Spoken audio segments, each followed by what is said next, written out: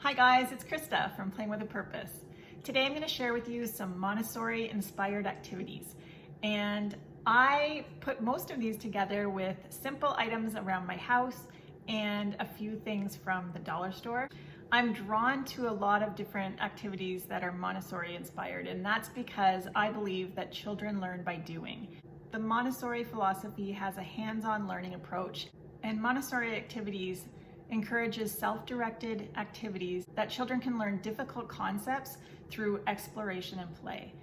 Today, I'm going to show you a ton of different activities that I like to use in my classroom. The first activity I have is simply sorting cutlery. It's a very practical activity. Children love using activities that they see their parents doing.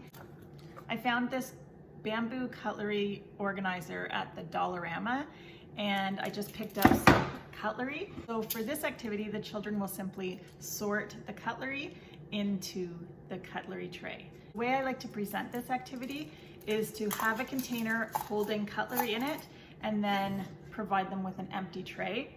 Now, if you have a younger group of children, it may be beneficial to have a simple drawing of a spoon, fork, and a knife in each of these containers, so that it provides a little bit more direction. But if you have older children, they will probably just do this on their own.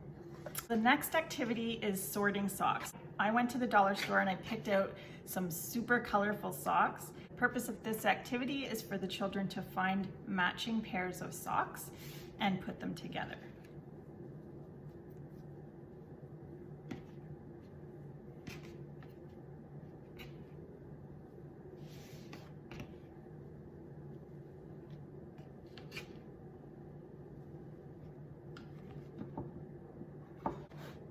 If you wanted to make this activity easier, you can easily just put less pairs out so that it's easier for them to match up.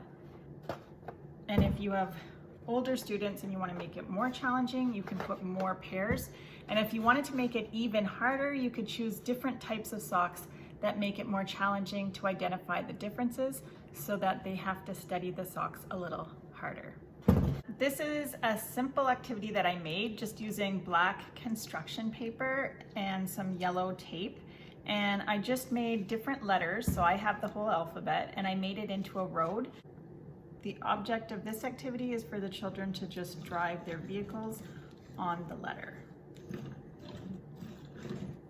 This activity is easily made with just some simple recycling materials, and the object is for the children to identify which lid goes with which container. And so the children would need to pick up the lid and decide which container the lids fit on.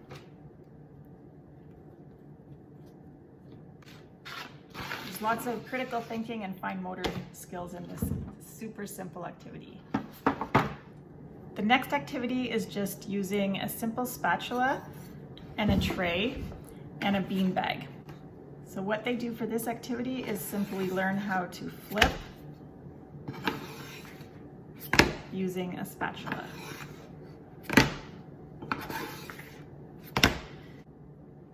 For this activity, I like using something that has something printed on one side and nothing on the other, so that they can easily tell when they've successfully flipped over the object.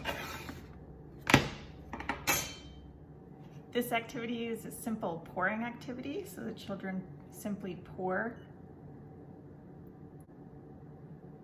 from one container to the other.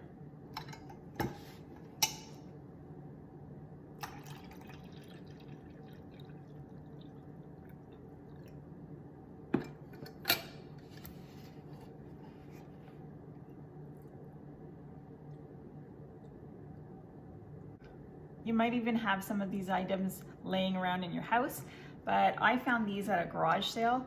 I do find thrift stores are getting more pricey for these types of items. I love to pick up these kind of items at garage sales because I use them in my mud kitchen outside as well, and the children love to use these realistic items.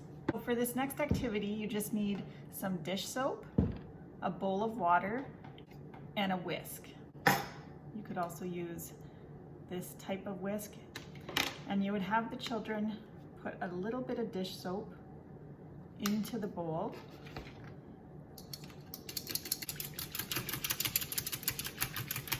And the children would practice whisking. This is a really great sensory experience for them. They're playing with water, they can smell the dish soap, and they're using lots of fine motor and even some gross motor. They can visually see the changes happening inside the bowl. This next activity is super simple to prepare, and the children love this one. For this activity, I just used a simple box and just added some X's using some Sharpies. And then I used a hammer and some golf tees. You could also use styrofoam or Play-Doh. All of those items would work as well. And the children will just take the little golf tee and a hammer and practice.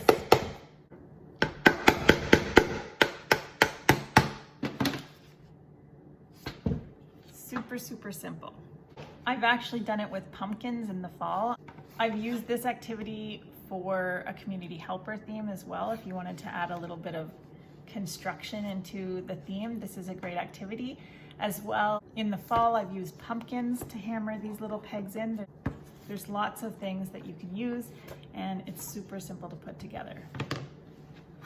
This is a super simple transfer activity. Again, you can use any material you like. For this activity, I just used pony beads and 2 containers and a spoon. And the children will just simply spoon the materials into the other bowl. That gives the children lots of practice with hand-eye coordination, fine motor practice, concentration. These activities are so simple to put together, but provide a fun way to practice really important life skills. For this activity, you just need something to cut. I chose a banana, and a child-safe knife. This one is made by Pampered Chef, but you could use a butter knife, and Montessori also puts out a Montessori knife that is also safe, and a cutting board. So the children for this activity would learn how to open their banana,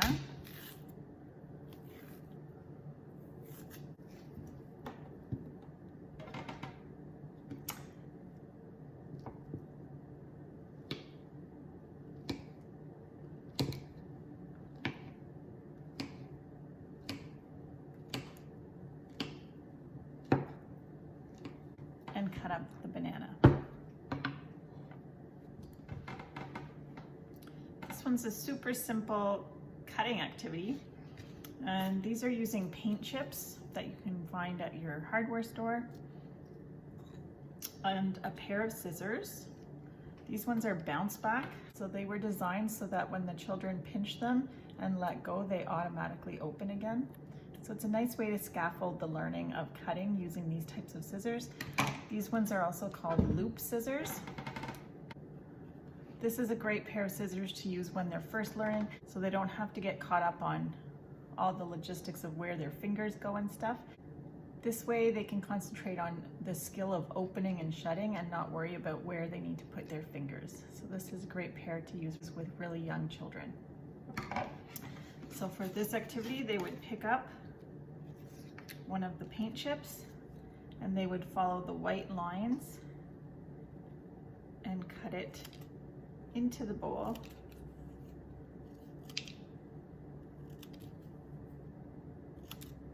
Like that. For this activity, you need 2 bowls, one filled with water and one empty one. So in the bowl of water, you're gonna cut up tiny pieces of sponges and make sure they're nice and wet. And then you're also gonna use a garlic press. So the activity is for the children to take a piece of wet sponge and place it inside the garlic press, and then squeeze it out into the empty bowl, and then dispose of the sponge.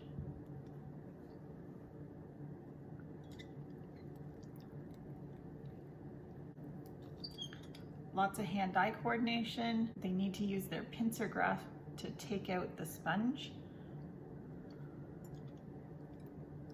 They're using lots of finger muscles to squeeze the water out of the sponge.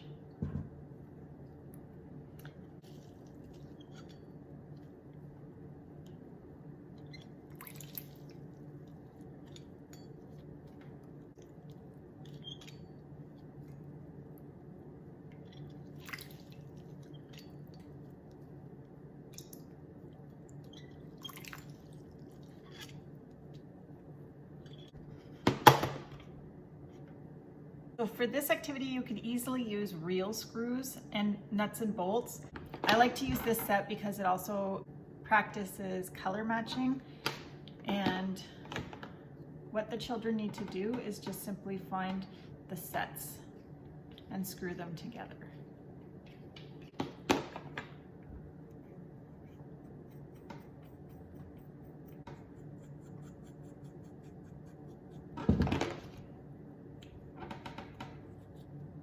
If you have young children, just simply put less in so that it makes it more manageable for the younger student.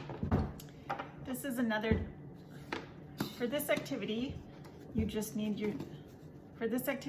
need some simple tweezers and some sponges and 2 bowls, and they're simply going to pinch the sponges and transfer them into the other bowls. These ones are learning resources, but you can also purchase some at the dollar store. I find these ones are a little more flexible and a little bit easier for the children to use. These trays are available at different places, but the most inexpensive way is to save them from toys that you purchase from Melissa and Doug. I've also heard that in the States, you can purchase them at Hobby Lobby. I bought these ones at the Dollarama. These are actually wood canvases, and they come in the smaller size as well as the larger size.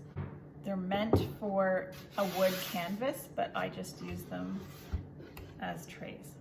For this activity, you just simply need some napkin rings and some pieces of material. And what the children are going to do is practice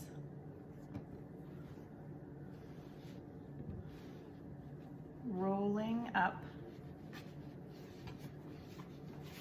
the material and placing it through the napkin ring.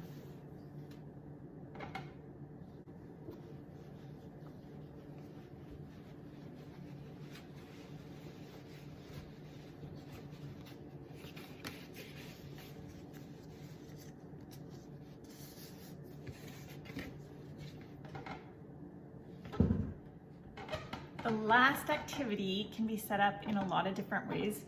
I purchased these cloths at the dollar store, and I used a permanent marker to make fold lines. So the children will fold on the lines to fold up the cloth. So this one is different, so the children would cross over and cross over like that. And this one is like this, so they would cross it over like that.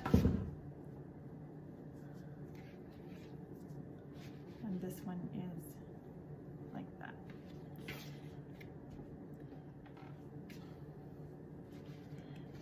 Another way to do this activity would be to make all of them the same, so that when they fold, they can stack them. And they make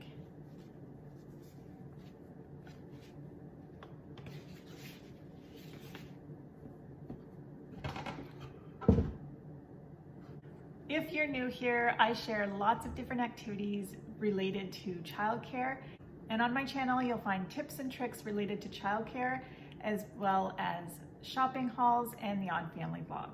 I hope you enjoyed these activities today. I'm Krista with Playing with a Purpose. I'll see you next time.